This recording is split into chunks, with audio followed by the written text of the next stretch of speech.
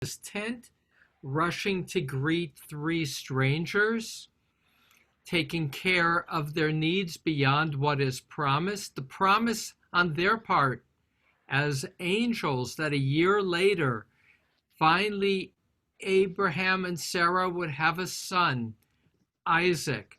And then those three visitors that have been well hosted become Angels. two angels who will go to Sodom. Rashi will comment that an angel goes from 3 to 2 to say that an angel has a task, is a messenger, and once the task is completed, they are done. Some modern Bible scholars will say it's two different texts, but in any event. I'm going to interrupt for a second. Everybody mute yourselves. Thank you. Right? Thank you. And know that you can unmute yourself simply by pushing the key bar, the space bar, because this will include some bibliodrama today. My goal when I do have the opportunity to teach is to use different techniques as different tools for approaching text. And what I look to do today is look at two of the key stories of Vayera and contrast them with a common question. The two stories are after those angels leave the tent of Abraham and Sarah, they're headed to Sodom and Amorah. There, Abraham will challenge God's decree that he's going to destroy the place. And we're going to look at that text. But there, God is challenged by Abraham. And then toward the end of the Parsha, that's chapter 18, in chapter 22, God will say to Abraham, take your son, the one you love, Isaac, and put him up on an altar, bind him on an altar. And there, with seemingly a command to kill his son, Abraham does not challenge God.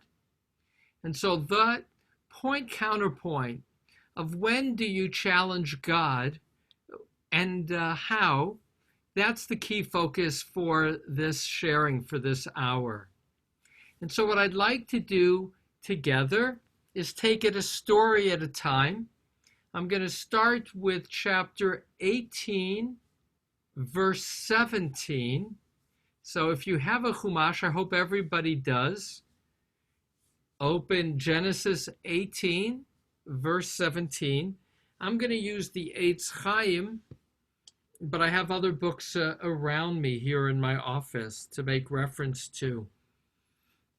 And I want to read first the story.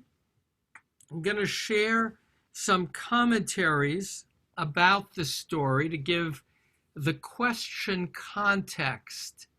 And again, the question in this case will be to Abraham. And everybody on the screen will be Abraham at a certain point, answering the question, what gave you the confidence, or if you will, even more, what gave you a compulsion to challenge God? So again, one story at a time. We're going to first start with the story at chapter 18, verse 17. Nechama Leibovitz, who's a very important commentator, many of you know her writings. This is her commentary to the book of Genesis, will say that verses 17 to 19, well, 17 actually through 21, are among the most important lines of the entire Torah. And I'll read and translate in kind of a free form. V'Adonai Amar, and the ever-present one said, Hamechaseh ani ma'Avraham, shall it be Shall I hide from Abraham asher ani oseh, that which I will do? Va'avraham hayo yelagoy gadol, and Abraham he will be for a great nation. Va'atzum, mighty. V'nivachu vo kol goyei haaretz, and through him will be blessed all the nations of the earth. Ki yedativ, for it will be known, Laman asher yitzaveh et benav, that he may instruct his children, ve'et beito acharav, his household after him, v'shamru derech Adonai, that they should observe the way of the ever-present one, la'asot tzedakah u'mishpat, to do justice and law, Laman hevi Adonai el Avraham, in order that the Lord may bring upon Abraham asher diber alav, which he has spoken upon him. And then the Lord speaks, Vayomer Adonai, and the ever-present one said, Za'akat Sodom va'amorah, the cry of Sodom and of Amorah, ki rabbah, for it is great, v'chatatam, and their sin, ki chavda ma'od, for it is very heavy. Arada na, I will please go down, ve'ereh, and I will see, hak kitza'akata, for her crying out, Haba Elai, that came to me, Asu Kala V'imlo Eda'a. I will see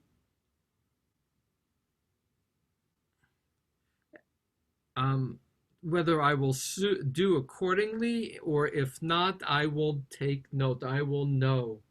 And so a midrash, one midrash to this point, and then I'll circle back to it. And the midrash is, what is it that God heard? What was this crying out? And it's taken in the Chama Leibovitz from Pirkei de Rabbi Eliezer, one of the key midrashim. And this is what was the nature of what it was that God sought to investigate. They issued a proclamation in Sodom, saying, everyone who strengthens the hand of the poor and the needy with a loaf of bread shall be burnt by fire. Pilotit, the daughter of Lot, was wedded to one of the magnates of Sodom. She saw a certain very poor man in the street of the city, and her soul was grieved on his account. What did she do? Every day when she went out to draw water, she put in her pitcher all kinds of provisions from her house, and she sustained that poor man.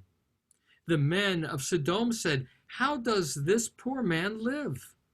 When they ascertained the facts, they brought her forth to be burnt by fire. She said, Ribono shel olam, Master of the universe, maintain my right and my cause at the hands of the men of Sodom. And her cry ascended before the throne of glory.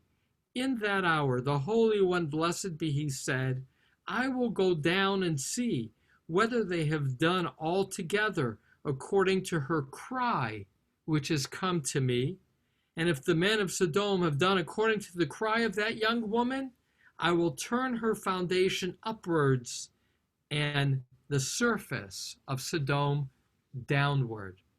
So it's an imagining here in terms of what it is in reference to these verses. What is the cry that went up to heaven that God will come down to inspect? And the Midrash will also be a lesson for judges that when there is a serious accusation, they must investigate personally and personally look at the evidence before reaching any conclusions. And now I'll continue in English. The men went on from there to Sodom while Abraham remained standing before the Lord. Abraham came forward and said,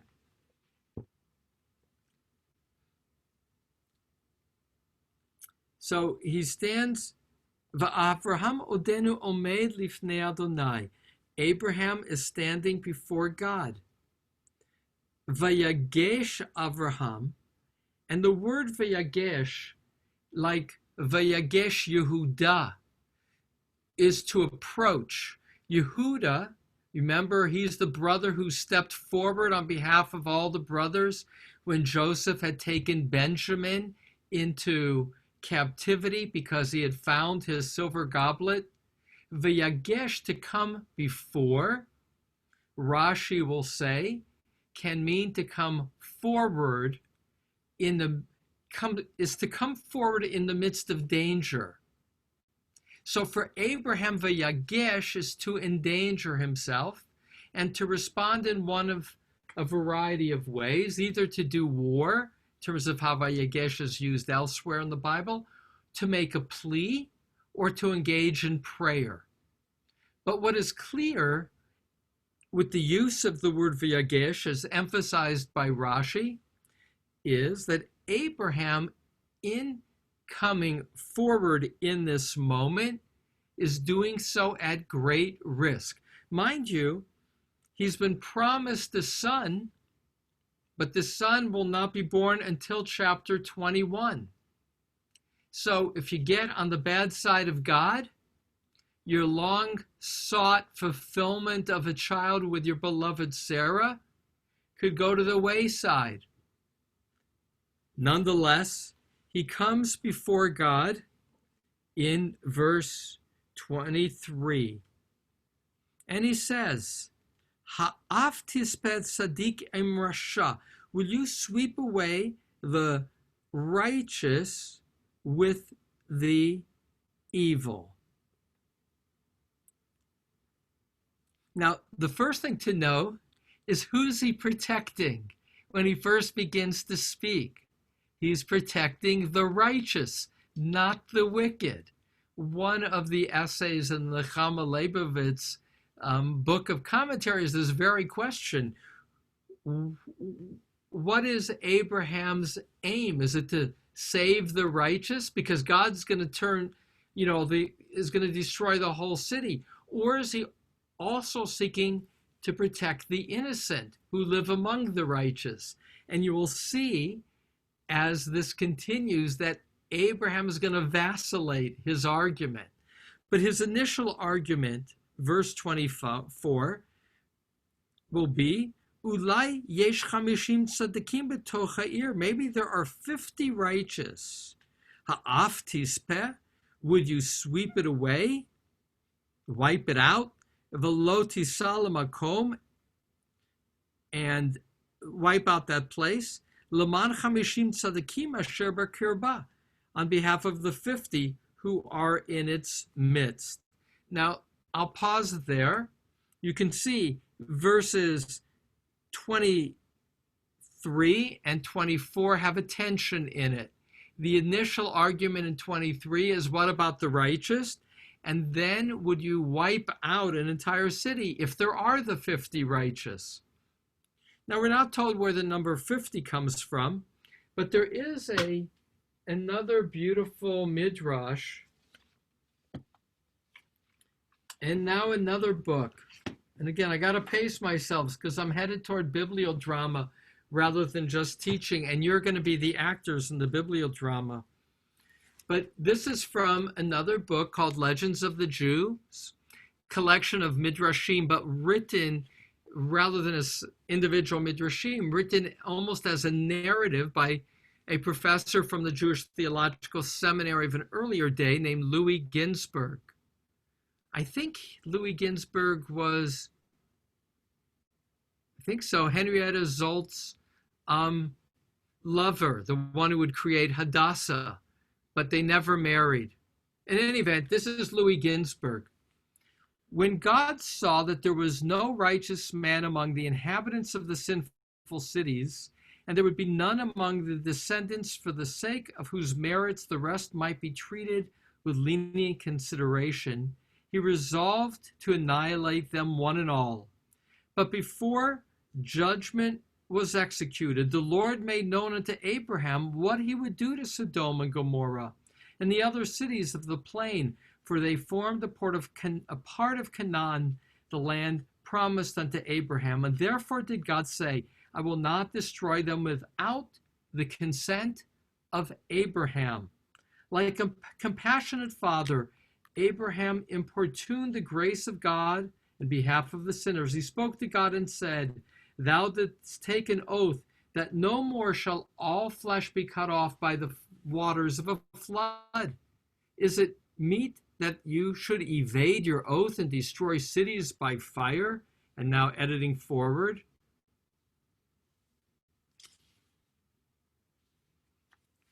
In which God will say,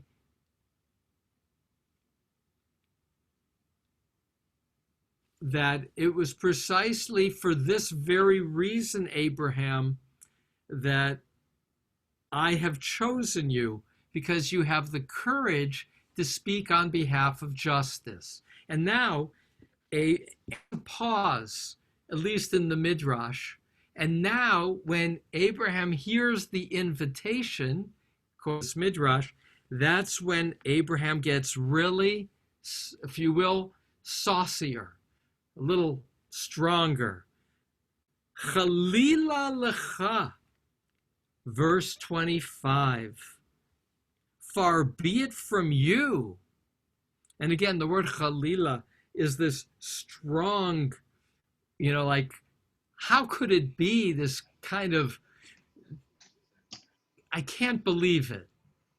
Ma'asot kedavar hazeh, that you would do such a thing? Lahamid tzadikim rasha, to cause the death of the righteous with the wicked. Here too, it seems as if he's going after protecting the righteous in the first part, right? That you would destroy the righteous with the wicked, as if what he is concerned about is only the righteous. Vayaket tzadik rasha, that the righteous will be like the wicked. Chalila lach, God forbid, or if you will, it would be an outrage. And this is, of course, the key line.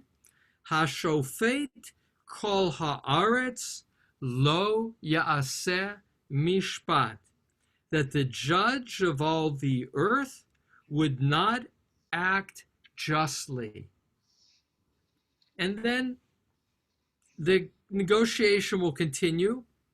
And as we all know how it will continue, that God says, yes, if there are 50, and then it'll be 45, then it'll be 40, then it'll go by tens, 30, 20, and stop at 10. So here's the first question for us, and that is, we'll take a few Abrahams among us.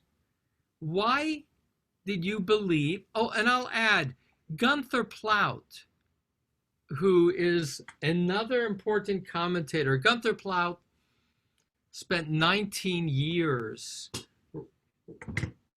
editing and largely commenting himself on the Torah, a modern commentary, which for the Reform movement became, I once had the privilege, Rabbi Einstein brought Gunther Plaut to be his annual speaker, and he invited rabbis to have lunch with Gunther Plaut, who was a Jew from Germany, came as a refugee to America, among many of those great teachers of the non-Orthodox Jewish community who came out of Germany.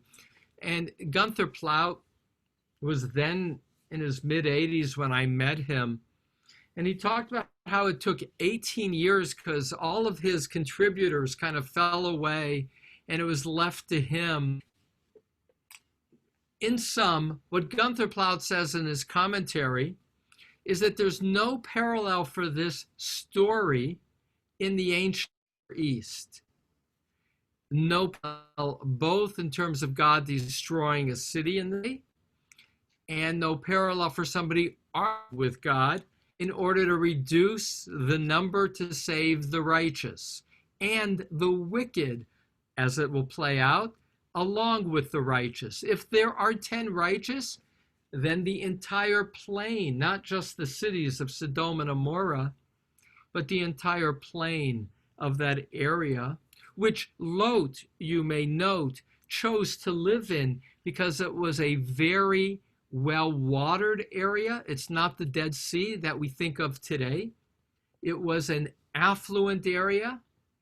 And I will also add a little bit more just to bring to the foreground that midrash that I shared from Pirkei de Rabbi Eliezer.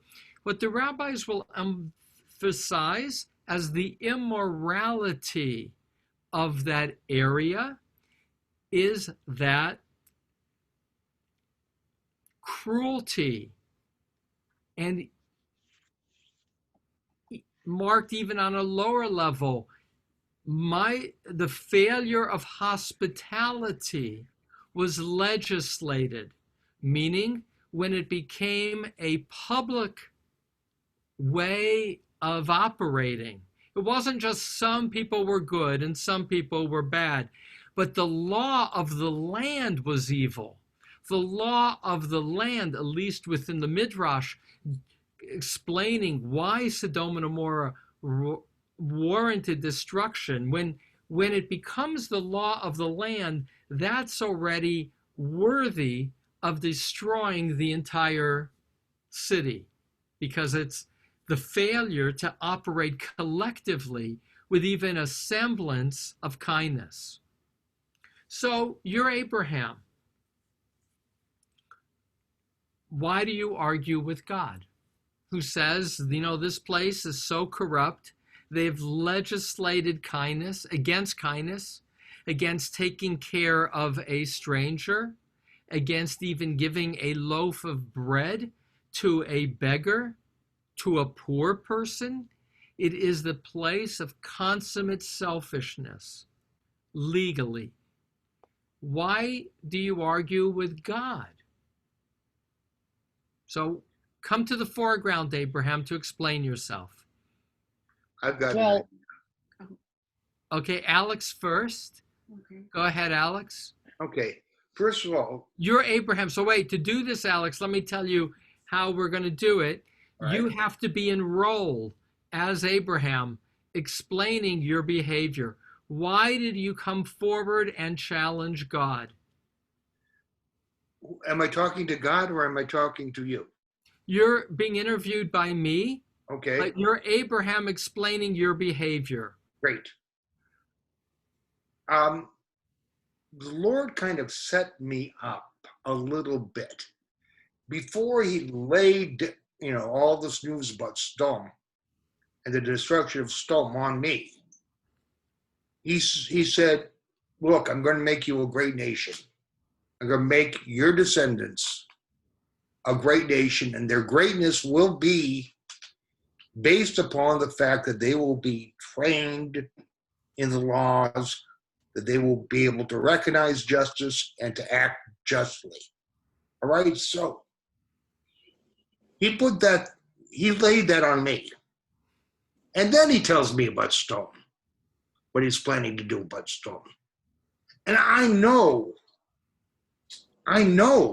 what the problem with Sodom. They criminalized decent behavior. They criminalized tzedakah. They criminalized, treating the stranger with justice. But this was the act of the big men of Sodom. There had to be a lot of people who were opposed to that. And that would be unjust if they got destroyed. So he kind of laid that task on me before he started talking about Sodom. He kind of told me that my people will be tasked with acting justly. And here he is about to do something that's not quite just. I think I could be safe in bringing the matter up with him. So let me reframe what you just shared, Abraham, and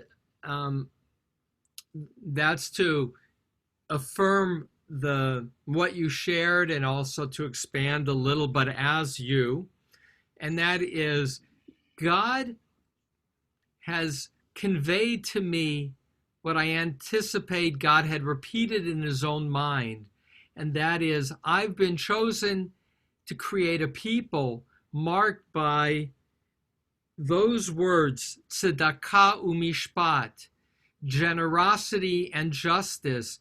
And because that's how God explained what my purpose was to be, it seemed only natural and needed to have God show me how that plays out in this decree.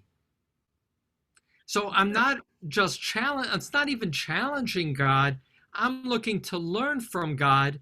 How can this possibly be tzedakah umishpat?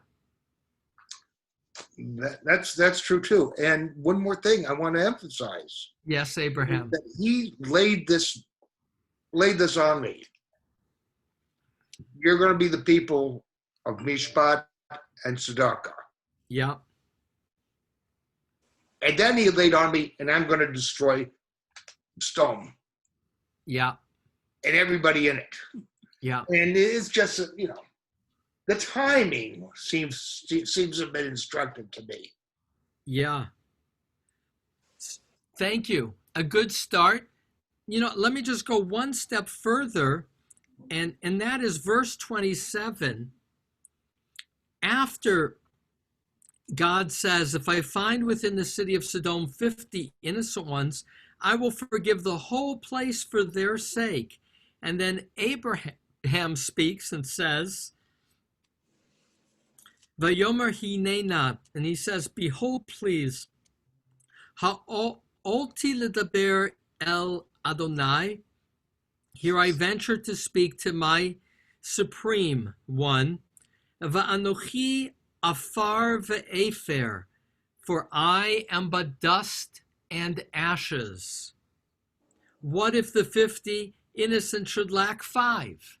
And that's how the negotiation continues. But Abraham, that famous line, Anochi afar ve'efer, I am only dust and ashes. In that sense, Abraham has a quality of acknowledging his creatureliness, his transience, his frailty before Creator God.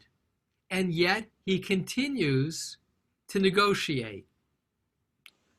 As Abraham, building on Alex, a great beginning, what's another response in this moment? Alan, I see you raise your hand. Is that right? Go ahead. Alan, how is it that you're continuing? God gave in. God said, okay, if there's 50. And now here you are saying 45. What's this all about? This ability, your willingness to take on God. God, you told me Lake Lecha.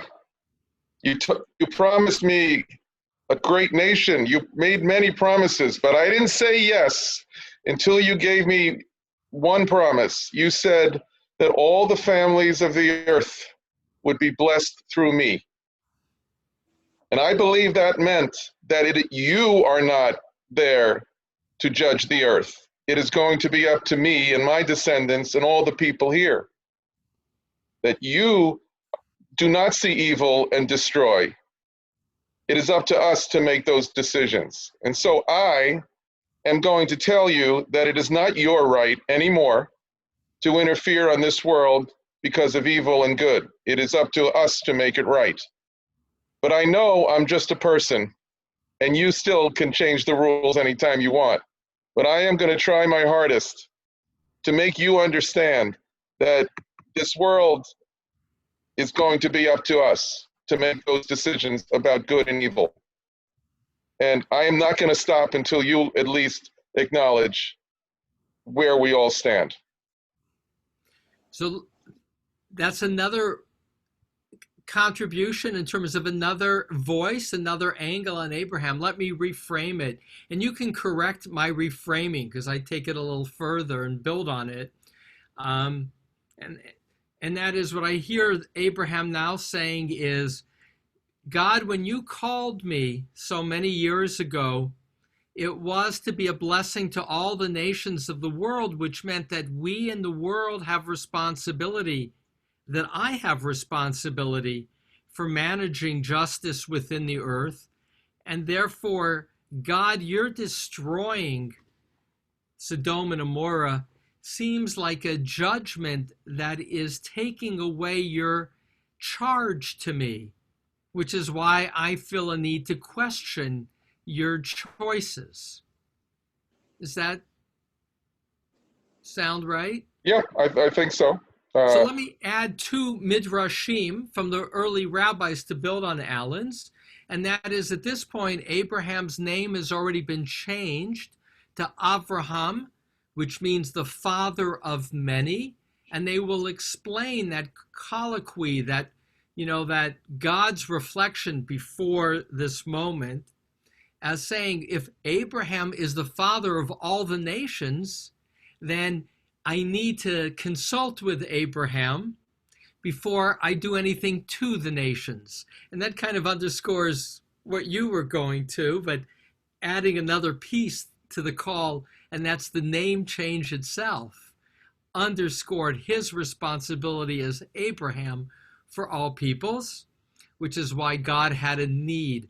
Though Alex had another facet, and that's the facet of he's the exemplar of justice, and therefore he's asking God, show me, explain to me, let me press you a little on this, where justice is. Because ultimately, it will stop at a negotiation of 10. One last thought in that regard, and that is, at least in the Midrash, Abraham's argument to God is you don't want to, which is not here.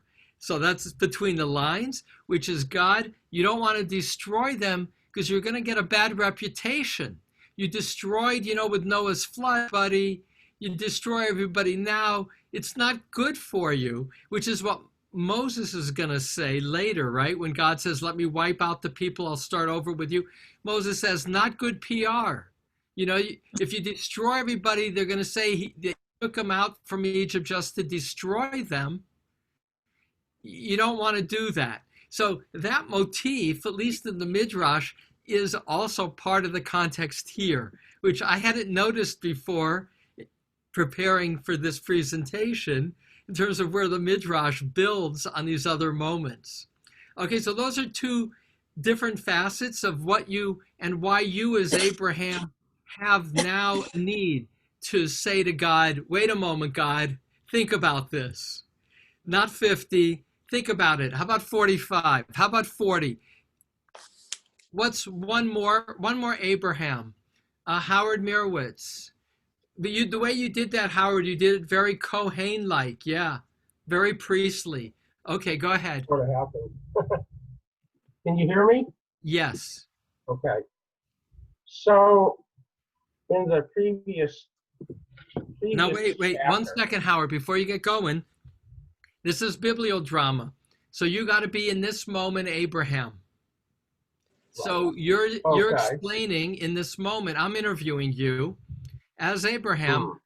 Why do you have the need to argue with God? And why do you have the courage to be challenging God in this moment before Sodom and Gomorrah's destruction? When you appeared to me, God, in just before the covenant between the parts, between you and I, you began by saying, I am El Shaddai, walk in my ways and be Tamim. And when I think of the word Tamim, it has so many different meanings. It can mean be perfect. It can mean be a simpleton. It can mean be blameless. There's so many different nuances to that word. And if I'm going to be the one who you have chosen to carry your message to all the generations that follow me, to have them walk in your ways, then I need to know what you mean by that word. And your representatives have just told me that you are going to destroy the city of Sodom. Where my nephew Lot lives, because it is completely horrible. And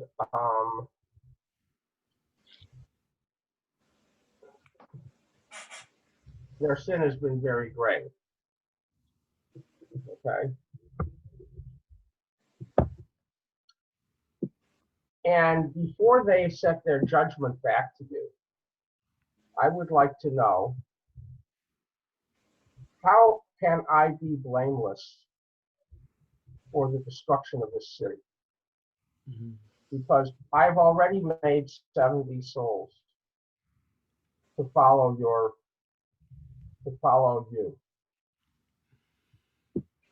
How am I going to be able to defend you and myself? How can I be that person if I don't know what you mean by blameless? What do you mean by calm? Okay. So The only way I can think of to ask you is, what are you? How would you be calm? Are you calm if you destroy this whole city and there's 50 righteous people destroyed? Let me reframe. As Abraham, my name change came with an instruction. And the instruction was that I was to walk ways and to be calm, to be simple, to be of integrity. And I need to understand, and more than just understand, what the word Tom means. If I am to walk in your ways, I have to understand how your ways are in fact just. And it's not apparent to me when you're going to destroy the righteous with the wicked. Anything you would add to that reframing, Howard? I would say, how is it possible for you, if calm means perfect, how is this perfect? If calm means blameless, how is this blameless? If calm means simple, how is this simple? Good. And so that, if go calm ahead. means simple, and if calm means simple, why does this not require more thought? Very good. So again, the piece that you add to it, Howard, as Abraham, is circling this word Tom in the context of the name change, which, as you acknowledge, has many facets. It can mean simple, it can mean pure, it can mean of integrity. And I need to challenge you, God, in order to understand what it is, in fact, you want from me. So let me pull this piece together with one eye on the clock. We've already been in learning now for 40 minutes. And that's story A. Story A is one of the most profound stories in the Bible, namely, Afar va'afar, a person of dust and ashes, can have the courage, Afar va'afer, of dust and ashes, can have the courage to challenge God over the issue of the call, over the issue of what is just, over the issue of what is to be simple and pure. And it's a combination of teach me, God, and more. I am now responsible to be the bearer of that justice God, this is worthy of a challenge. It does not seem just to me. So it's a bit of, there's some different tensions and mix in the three different Abrahams, but they come together to say, here, Abraham challenges God. Now, let's go forward. And chapter 21 is returning the pages. The miracle occurs. The 90-year-old Sarah has her son, Yitzchak. It's fulfilled. Chapter 21, rejoicing. In fact, there's a midrash, and this goes back to the Job story, that they did a big feast to celebrate the weaning of Isaac, that's mentioned, and Satan in the Job story, the one who's the prosecutor, who's looking to find fault, says Abraham did a big feast, but he didn't bring anything for you, no sacrifices for you, God. And God says to Satan, this is again the midrash, oh, Abraham, he would even sacrifice his son for me. I'll show you. Now, again, that's just midrash, where you take these different stories and you link them. But put that aside. Chapter 21, promise fulfilled. Chapter 22. This, of course, is so important a story that the rabbis choose it for Rosh Hashanah. Now, they may choose it for Rosh Hashanah because of the merit of Abraham, meaning they will interpret this story of answering God without an argument as so exemplary of faith that when we seek to be forgiven, we, the descendants of Abraham, we recall his merit as part of our credit. So that's part A, but putting that aside now, clearing the path for our bibliodrama, here's Abraham. Here is Isaac. We don't hear where Sarah is. And it begins as follows, chapter 22. Vayihi achar hadvarim ha'ela. And it was after these things, Vaha Elohim nisa et Avraham, that the God, the judge God, tested Abraham. Vayomer elav, and said to him, Avraham. Vayomer hineni, and he answered, here I am. Vayomer, verse 2. Kach na et bincha et yechidcha asher hafta et Yitzchak. Please take your son, your only one, the one you have loved, Isaac.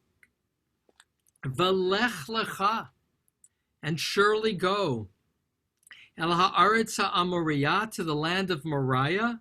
V'halehu sham la'olah, and place him there as a burnt offering. Al achad haharim, on one of the mountains. Asher amar elecha, which I will say to you. Vayashkem Avraham b'boker, and Abraham got up early in the morning. Vayachavosh et chamaro, and he saddled his donkey. Vayikach et shnei na'aravito, and he took two young men with him. Ve'et Yitzchak beno, and Isaac his son. Vayvaka atzei olah, and he split the wood for the offering. Vayakam, and he got up. Vayelech, and he went. El hamakom, to the place. Asher amar lo ha'Elohim, which the God judge had said to him. Bayom hashlishi, and on the third day. Vayisa Avraham et einav, and Abraham lifted his eyes. Vayar et hamakom merachok, and he saw the place from a distance. Vayomer Avraham el na'arav, and Abraham said to the young men, Shvu lechem po, have a rest here, ima chamor, with the donkey, vani vanar nelcha adko, and I and the lad, we will go up there, v'nishtachaveh, and we will bow down, We will worship. V'nashuv alechem, and we return to you. And the rest of the story, you know. He binds him on the altar. He has a ma'achelet, a knife. The word is that which consumes. It's raised, ready to plunge. When the call again is Avraham, Avraham, Abraham, Abraham, and he will put down his knife in verse 11 and 12. Al tishlach yadcha el hanaar, don't send your hand on the young man. Va'al taslo muma, don't do to him any blemish. Ki ata yadati, because now I know. This is again verse 12. Ki yirei Elohim ata, because you are a fearer of God. V'lo chasachta et bincha et yechidcha mimeni, and you did not hold back your son, your only one, from me. Okay, Abraham, some other Abrahams. Let me build this moment. Here God says that your son, who's strong enough, he's mature enough, by the way, the son, he's going to be carrying the wood, right? Meaning we're fast forwarding from the birth. Some say he's 13 in the Midrashim. Some say he's as old as 37 in the Midrashim when they do the backwards chronologies. Here's the Midrash, and we'll bracket it in a moment. Yishmael says to Isaac, you know, when I was 13, I was circumcised. You, it was 8 days. You didn't feel a thing. I did it with a full awareness and willingness to endure the pain. And Isaac says, I would even give my life if God asked for it. So there too, there's a back story, you know, that the rabbis build up in terms of weaving other moments and dialogue that this is not just Abraham, but Isaac's desire to be worthy of God. All right, I could go on more midrashic asides, but I won't. I want to hear from Abraham. Abraham, you have a history. I'm going to interview you when you say you're willing to be the Abraham, but I'll give the context. Abraham, you have a history of challenging God to protect not just your nephew, not just family. You protected strangers, not just strangers. You protected people that were evil strangers. And on their behalf, you were willing to go toe-to-toe with God. Knowing Vayigash, you could have alienated God, who had the power to fulfill your dreams. Now God has fulfilled your and your beloved wife's dream of a son. And God said, take this son and offer him up on an altar. And we don't see a word of protest. Not a word. Explain yourself.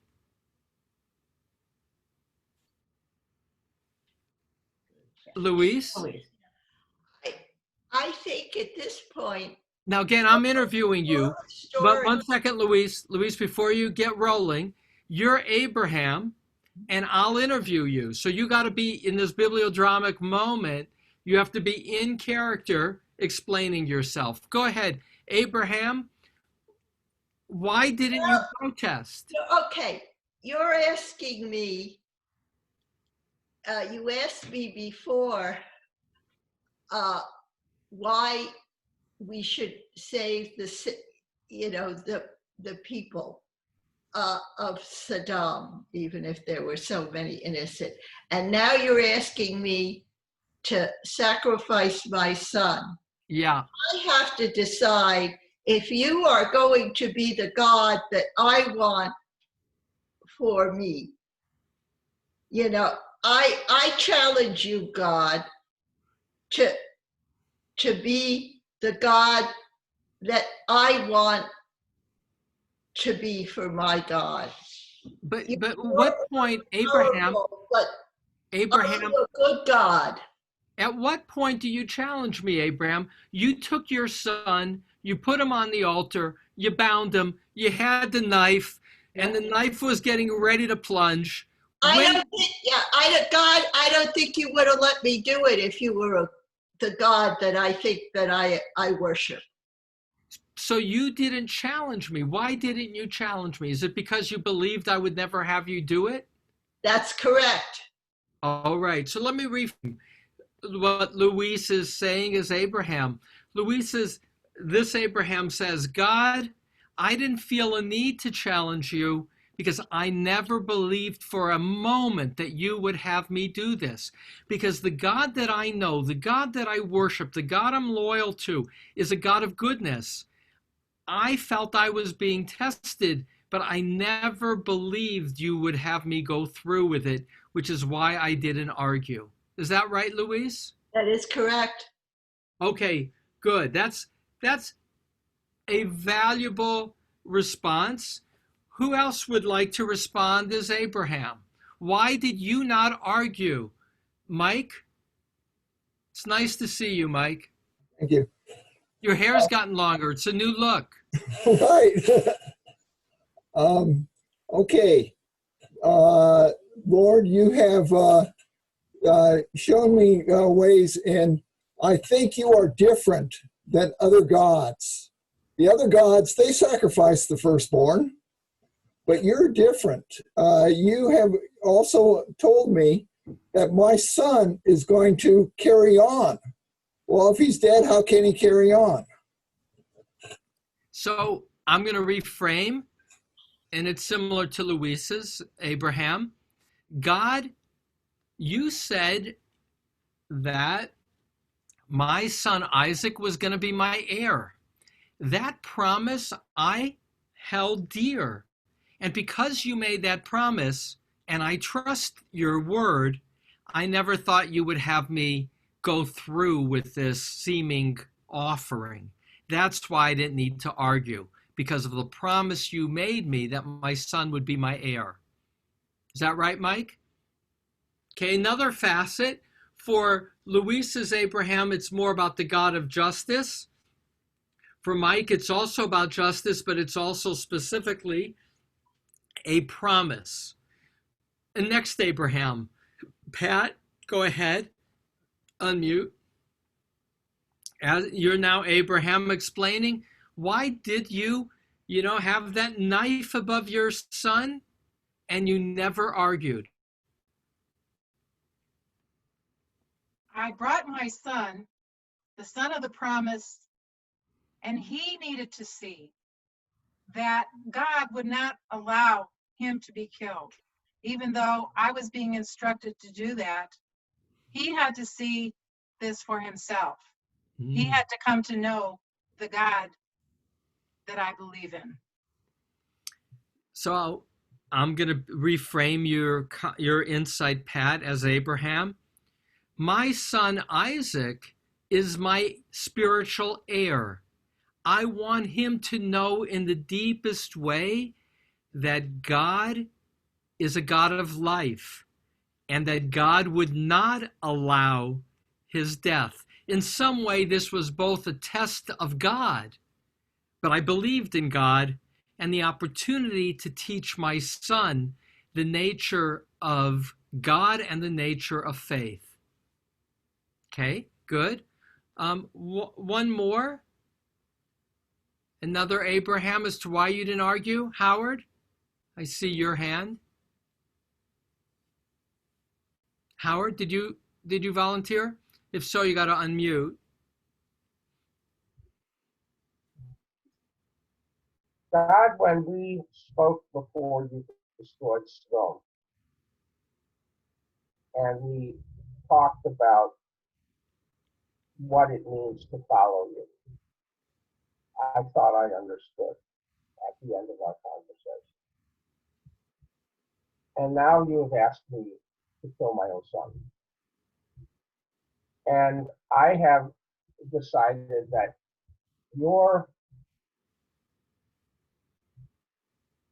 I haven't decided, but I am overwhelmed because I see that there is no way I can ever understand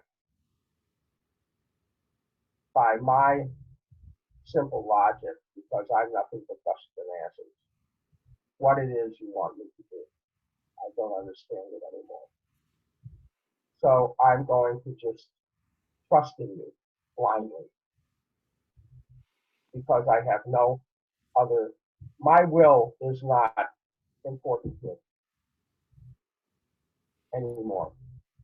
All I can do is completely open myself up, and whatever will happen, it must have been your will, because you are too vast, you're infinite. And if you're infinite, you contain all paradoxes, and I will never understand. And therefore, all I have left is nothing but sheer faith.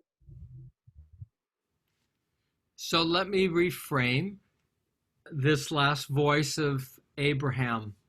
And that is, when I argued on behalf of the people of Sodom and Amorah, I understood even more profoundly that Afor ve'efer anochi, that I am a dust and ashes before the creator of the world. And in this moment of being asked by God to offer up my son, I had to let go of my analysis. I had to let go of my ability to even understand or seek to understand God, and simply to follow God's ways. There's a time to challenge, and there's a God to relinquish challenge.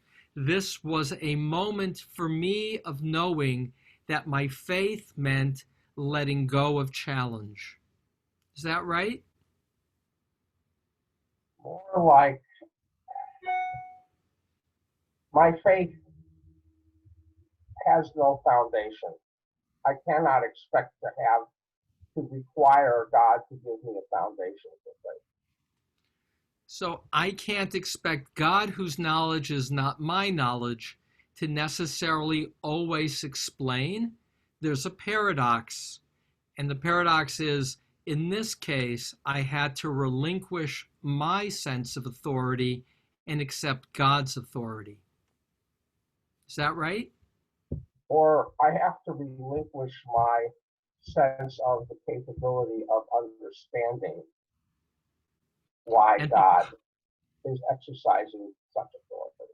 And because I relinquish my need, in this case, to understand, I follow God's direction. Right. And if God had not stopped me, I would still follow. If the knife had actually gone in and Isaac had been killed, it would have been equally possible that God would magically restore them to life.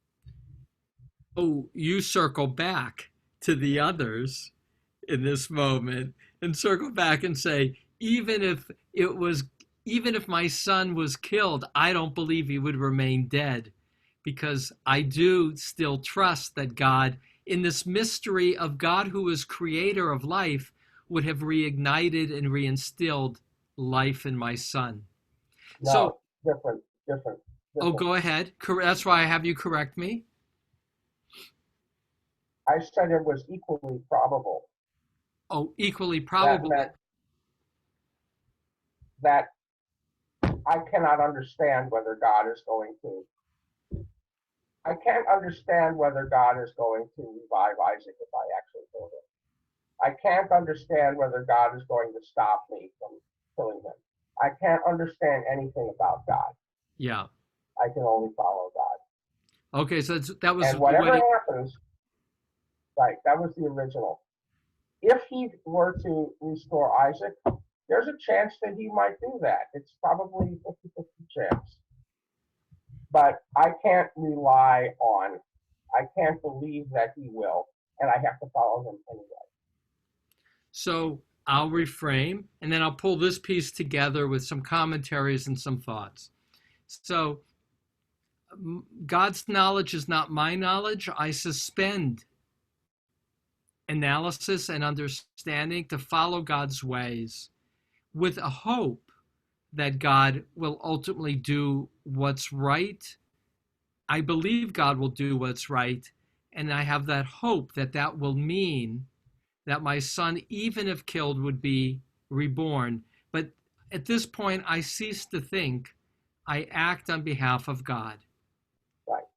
Okay. I subsume all, I'm suspending any hope of understanding God. So know that, now I'm going to pull some of this together. Know that there is a lot of midrashim in the Middle Ages collected by, I think, Avraham Spiegel, who taught also at the Jewish Theological Seminary, in which Abraham killed Isaac. And these aren't midrashim of Spiegel. I mean, these are earlier, not just Middle Age midrashim, earlier midrashim, but that came more to the foreground in the Middle Ages during the times of martyrology over faith. And the image was of resurrection, that, again, these are images and these are martyrologies in a Christian Europe, that Abraham slew Isaac and that Isaac was resurrected. So we have that direction as one of the strands within the Jewish tradition as well. And that's the value of Parshat HaShavua, going into greater depth in the study of the text, is knowing that Jewish thought is not monolithic, that these stories are remarkably rich with possibilities of interpretation. And part of what this kind of bibliodrama is about is giving us as readers permission to use our imaginations to play with the text and to discover the possibilities of the text, of the story, of the characters. Because the power of these stories, why they grab us, is twofold. One is because they're archetypes. They really are, for us, master stories that we have tastes of in our life, of hard decisions and knowing when to argue and when not. When your spouse says to do something, when do you argue? When don't you? When do you tell your children what you want them to do? When do you let go of control? So this kind of is an archetypical kinds of, tension, knowing and not always clearly defining. And this is the most dramatic, which is what makes it an archetype. This is about life and death. This is about good and evil. These are the extremes. I mean, Isaac here's to add, to the story. We can imagine Isaac is all good. Back to that earlier discussion of Tom. This isn't like saving somebody who's evil. This is Abraham saving his beloved good child, and he's silent. Now, for Soren Kierkegaard, his most important work of theology is called Fear and Trembling, which is a description of this moment of the Akedah, in which he says that,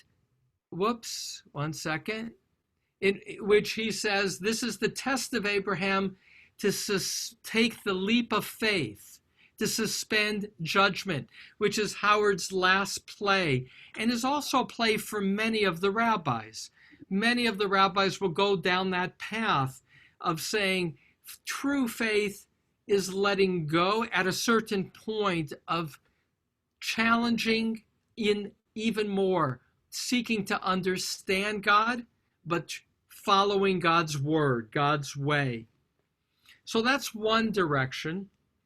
But also know that at the end of the Akedah, it will say that Abraham goes down from the mountain. He doesn't say that Abraham and Isaac went down from the mountain, which is what Spiegel will pick up on, or those midrashim pick up on, that Isaac somehow either got killed or ran away. There will never be a conversation again between Abraham and Isaac or between Abraham and God after this moment of chapter 22 in the Bible, which leaves a whole other possibility, which is my leaning, which is that this is a moment in which Abraham did not rise to the occasion. It goes back to Louise's original, instincts, which is of either that Abraham trusted that God would never have him really do this, or that, and this is me now, Abraham caught himself. And here's my play. My play is Abraham lived in a time of human sacrifice. That's going to be the punchline of this story. And that's why the story is perhaps here as well, which is to say, this God of monotheism, this God of morality, this God of justice, this God of Sodom, is a God who does not want human sacrifices. That would be immoral. That's the punchline and the takeaway from this story. God does not want human sacrifices, which was a given in the ancient world. Why was it a given? Because if God controls your life, you give to God that which is most precious to you to protect what you still have in your life. So you give that daughter on the volcano to protect the village. That's right, that's Greek mythology.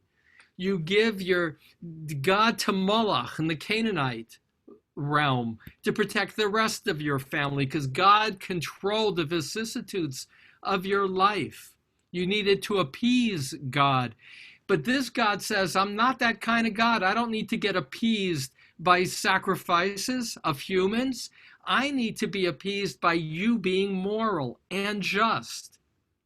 That's who I am. The introduction to that story of Sodom and Gomorrah. I am Tzedek u'Mishpat, a God of righteousness, a God of justice. Human sacrifices are not just. That is not righteous. But my sense is, one second, Alan, I'll just play out this little riff and then have you react. My sense is that Abraham is living in a world in which he's jealous on some spiritual level of his neighbor's willingness to sacrifice that which is of supreme importance to them emotionally. And he has this fantasy of God wants me to sacrifice my son, and I'm willing to do it. I love my God as much as they love their God. I would even give my son. And I'm putting up that which is the most precious thing in the world to me, that son Isaac. And then the voice of God comes and says, get real. That's not right. And Abraham then catches himself, and he's so shattered by this moment of having failed the test. He didn't pass the test. He failed the test of understanding who God is. This is a God who would not want a human sacrifice. That's unjust. And that God, he doesn't speak to God again. But Isaac does, and Jacob does, and there's never, ever another call for that kind of an injustice in their minds, because their God, as they understand, the God of their ancestor Abraham and Sarah, is not a God who would want a human sacrifice. So for me, in my own psychological orientation, for me, I understand why Abraham would fail to understand God in this moment, but seek to be as good and even better than his neighbors in expressing his love of God. By the way, that's not how the rabbis largely understood it. The only other who understands it that way, that in some sense gave me permission to go that route, was an important teacher named Milton Steinberg, who was a rabbi who wrote As a Driven Leaf. He was a rabbi, and he wrote that as his commentary in this moment. So Alan, go ahead. People can react and we'll pull this together. I'll try to do a quick thought.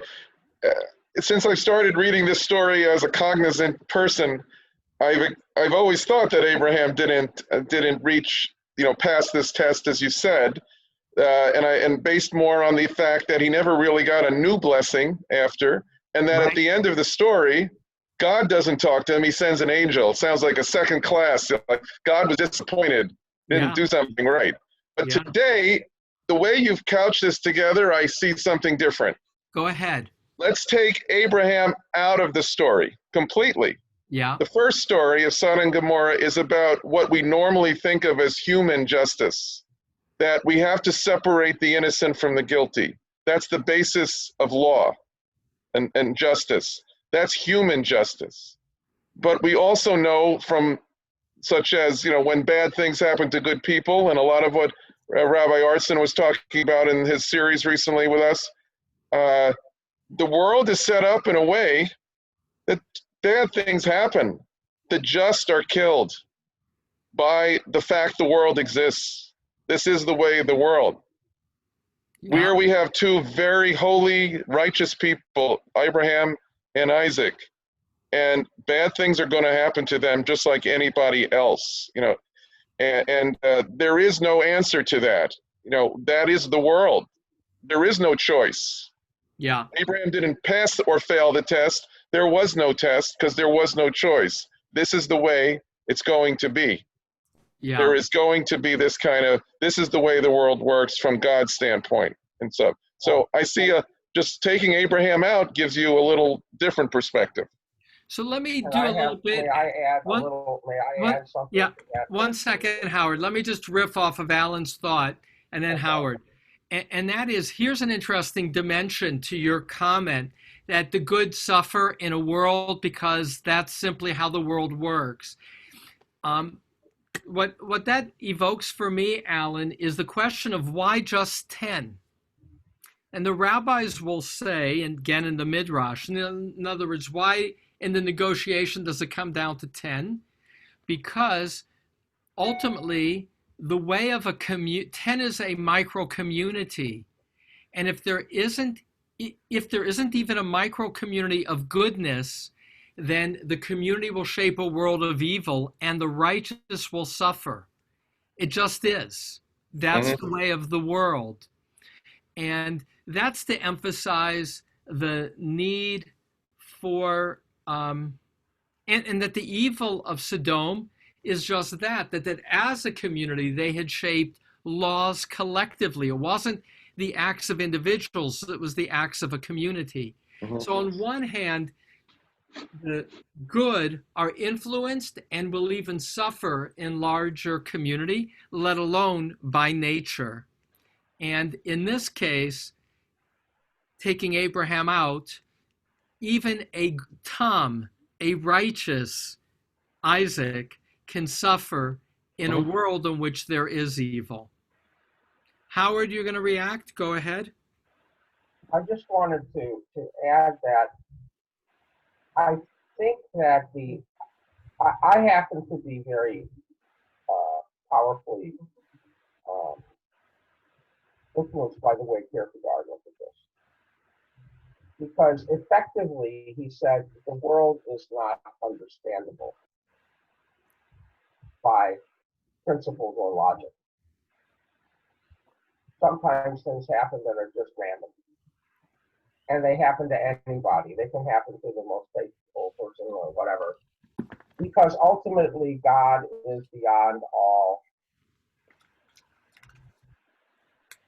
rational anything. That any kind of process or method or understanding, there is a reason why we don't call God by a name. Because the fact that he cannot be named or that God cannot have a name is exactly what prevents us, or is exactly how we acknowledge that in fact we are all Abraham. That we are all faced with the complete incapacity to understand the mind of God. So or the will of God. One of the essays that Rabbi Artson wrote that I think was in that collection that Ari Katz sent out last is that God is good.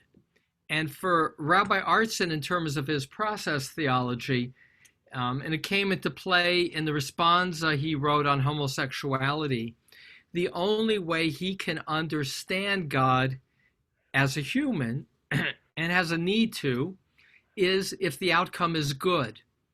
And for him, at least, he would reject the notion that we can't understand what is good. You know, so let me say a couple. So that's the only thing I would say in response. Howard, interesting story about Soren Kierkegaard and how he never married. So there's this story. I'll just share it for everybody and pull it together. He had a woman that he was in love with, but never found the courage to propose to her. And while she waited for the proposal, a captain came along and proposed, and she married him instead. And he never married after, and he wrote about his failure to have taken the leap of action, the leap of faith. And so, again, me being the psychologist, quasi-psychologist, his failure to act in that moment of proposal, which is his greatest yearning throughout the rest of his life, was for this unrequited love. I think in some part got rationalized, as that's what God wants, is to take, to take a leap of action. For Abraham Joshua Heschel, by the way, he redefined this leap as not the leap of faith, but the leap of action. That sometimes we're called on to act with uncertainties of outcome. Mm-hmm. And for him, that's the Jewish calling, or the understanding of what God wants from us is action and not irrational behavior. So it's not the leap of faith toward an irrational goal. Rather, it's fulfilling an act of kindness even when we don't know if we will succeed. Well, I want to pull this together because it's now 5:20. But, I spent a lot of time reading the Zohar, and when I can go back and quote it, it feels purposeful having spent all that time. Here is what the Zohar writes about Sodom. This is 109a Vayera. Sodom, for it is written, was all well watered. Since it possessed all delights of the world, they wanted no one else to delight there. Rabbi Chia said, they were wicked themselves and with their money. Whoever is stingy toward the poor doesn't deserve to exist in the world, and furthermore has no life in the world that is coming. Whoever is lavish toward the poor deserves to exist in the world, and for his sake the world exists. He has life and longevity and the world that is coming. So may we all be blessed to have lives of longevity. May we be generous in spirit and with action. And may we, as Abraham, ultimately trust in a God who is good. And so much more to say. I hope it leaves us with some tension. A joy to have the time together. It's o'clock. We're going to say Kaddish. Okay. And say Kaddish. Anybody else? And just an infomercial while I remember, if you'd like to study with me Psalm 57, Tuesday at 9:30, Wednesday and Thursday. Each of the Psalms this week are remarkable, half hour each. Okay, and Pat will be leading Chaya Sarah next Sunday. Oh, wonderful. Mm-hmm. Okay. Yitkadal v'yitkadash shemei Rabbah. Amen. V'yamad divrach yiroteh v'yamlich malchuteh v'chayechon v'yomechon v'chayei d'chol Beit Yisrael v'agala uvizman karim v'imru. Amen. Amen. Yehei Shmei Rabba Mevarach. Le'olamo Me'omaya. Yitbarach v'yishtabach v'yitpa'ar v'yitraman v'yitnaseh v'yitadar v'yitaleh v'yitalal v'yitkudish v'chud. La'ela mitpal b'ata v'shirata tushbechata v'nechemata da'amiran b'yama v'imru. Amen. Amen. Yehi Shlama Rabba Maya. V'chagim Eino V'al Kol Yisrael V'Yivru. Amen. Amen. Oseh Shalom B'Mracha. Uya Aseh Shalom. Aleinu V'al Kol Yisrael V'al Kol Yotzei Tevel V'Yivru. Amen. Amen. Thank you. Thank you. Thank you. Thank you, Mimi. Thank Thank you, you. Mimi, for I organizing. Thank you, Rabbi Spitz. My Thank honor. Everybody, you, thank Rabbi. you. Good night, Bye, everybody. everyone. Yishar Baruch Tiyah. Wait, That's to a the call. please God, at least a peaceful week. I'm just Amen. Yes, amen. Yes. Amen. And a peaceful and wonderful Thank you, everybody. Nice to see you all. voting at every. Thank you, Steve. I see your thumbs up. I was talking to my son in DC, and my God, they said all of the retail stores, they boarded themselves up because my. they're gonna be, Macy's is all board, Macy's, been to New York? Macy's big Macy's is all boarded up and it doesn't, yeah. The same thing, my brothers in Brooklyn, they said the same thing today also. I have What is, four of my what's happening